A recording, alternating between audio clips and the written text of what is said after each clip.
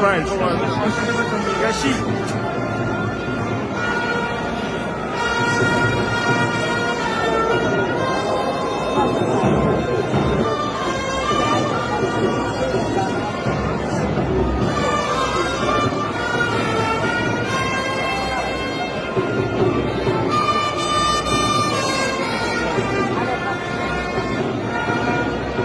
I'll bring it over.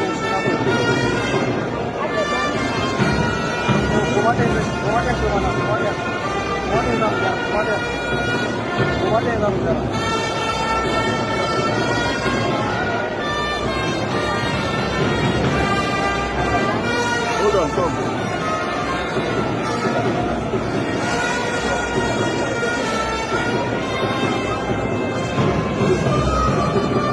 This one.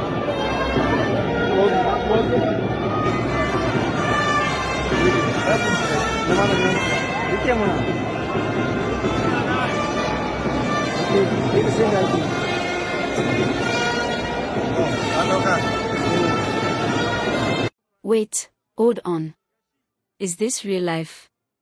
My people, welcome back. Today, we are discussing a story that has left the entire Nigerian internet in a state of shock and confusion. You know the name Sheikh Ahmad Gumi. You know the controversies. You know the headlines accusing him of being a bandit sympathizer and the rumors of terror financing that have trailed him for years. But on Saturday, at the Nigerian Defense Academy NDA in Kaduna, a scene unfolded that nobody, and I mean nobody, saw coming.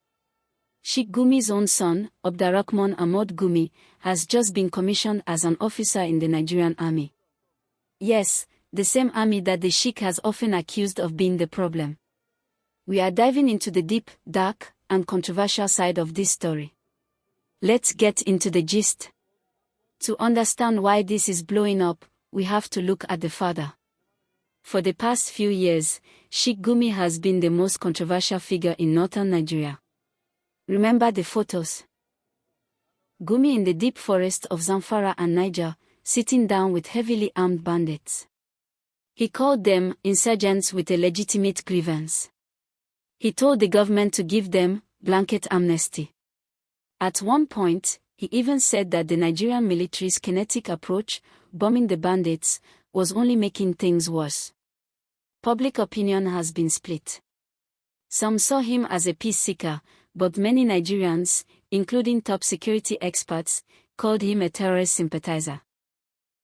There were even calls for his arrest, with people asking, whose side is this man really on? The moment the photos of Gumi pinning the second lieutenant pips on his son hit the internet, the comment section went nuclear.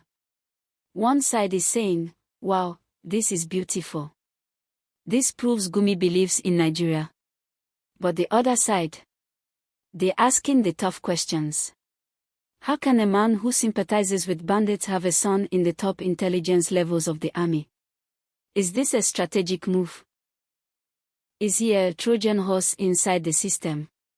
People are bringing up the terror financing allegations again, wondering how the son of a man who has been questioned by the DSS, Department of State Services, could pass the high-level security clearance of the NDA. It is a mystery that has everyone scratching their heads. Now, let's look at it from Abdurrahman's perspective. Imagine growing up in a house where your father is constantly in the eye of the storm. Imagine your father telling the media that the army is trigger-happy, yet you are at the NDA waking up at 4 a.m. to train as an officer of that same army. This young man had to make a choice. Did he join the army to prove his father's critics wrong?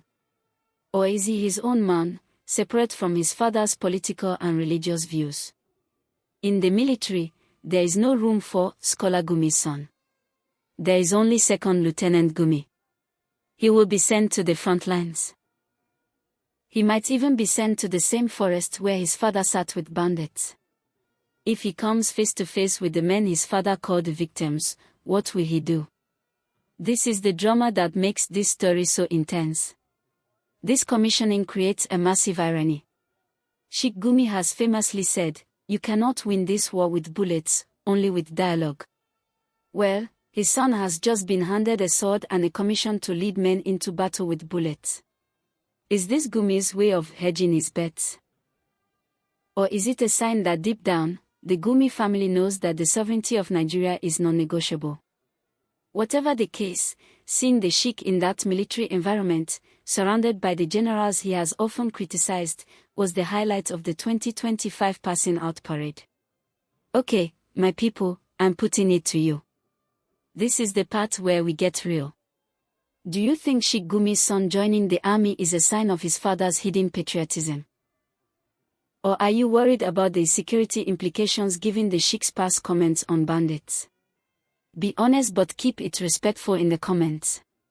We are all Nigerians here. Is this a redemption story or a security risk? At the end of the day, Second Lieutenant Abdurrahman Gumi has sworn an oath to the Constitution of Nigeria. He has sworn to protect the nation from enemies both foreign and domestic. If he serves with honor, he might just be the one to bridge the gap between his father's controversial views and the reality of the security challenges we face. We wish him well, but we will be watching his career very, very closely.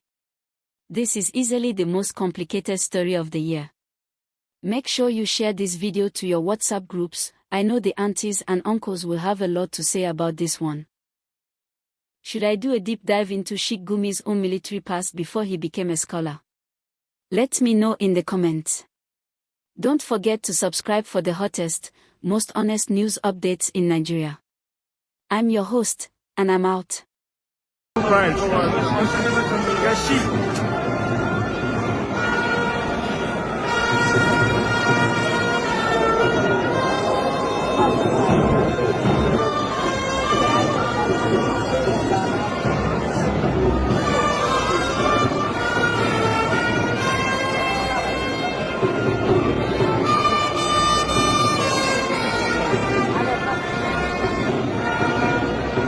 I'll bring you there.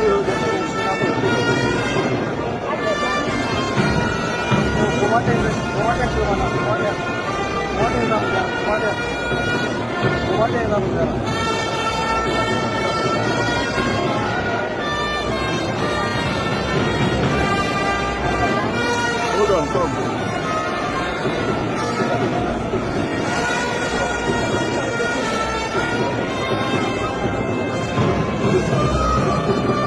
This one.